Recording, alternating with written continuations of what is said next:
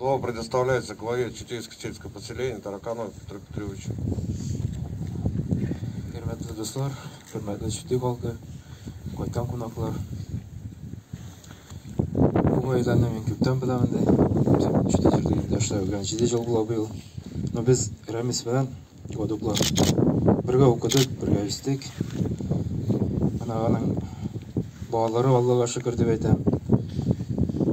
Ошон япа әтесе сезге балаларга һәр берсенә исәнлек саулык теләп каласым килә. Иң беренчесе түземлек, бик авыр югалту.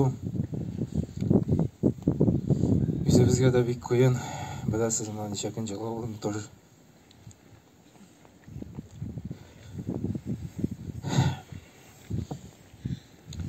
Кыен. Геройларны югатабыз. Ул безнең геройлар.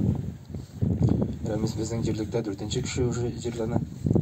Шуның белән соңгысы булсын иде дип әйтәсем килә.